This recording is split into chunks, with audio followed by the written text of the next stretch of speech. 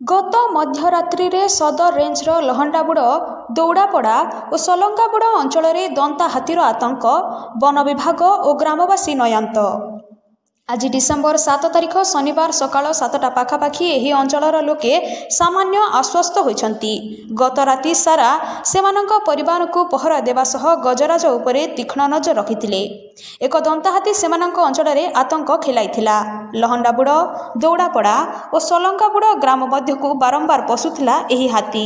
One विभाग हाथी को गोटे पटे हाथी को घौड़ाइबाकू चेष्टा करुथिला बेले हाथीटी तार दिग बदलाई क्षिप्र गति में केतेबेले जंगल मुहा तो पुणी केतेबेले ग्राम मुहा आसुथिला। लोके तांको परिवार को सुरक्षित रखिबा नै रास्ता उपरकू आसी हाथी उपरे नजर रखुथिले। तेबे एही हाथी विषय रे गतकाली दिनरू संध्या पर्यंत वन विभाग सतर्क सूचना देथिला। तेबे आज हाथीटी सातपरलिया जंगल मुहा होइतिबा लोके कहिसंती। Bureau report Gangpur live.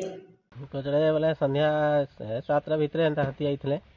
सदाबड़ा चलते आम घरे थलु एंता आसले आदि हमर कबाट के मारले पहला कबाट मारले बोले हमें छुआ पिला नहीं से दी पार गलु रोड साइड दी लोग भीतर दी माँ भी घरे शुई जे माँ समेत घरे नहीं शुई ना खाना पीना नहीं होती ना तेणु माँ के नहीं से दी पलालु आमर आसिक साइड थी कांथी रे माने छेंगा करले भंगाले तेणु तार बाद से फॉरेस्ट वाला फोन कराते से तो बहुत लेट रहे मैंने किसी कम नील भी भागी सारे हाथी आउ तार बाद आए फॉरेस्ट वाला फोटो करके नेले मैंने बोले हाथी के देखलो।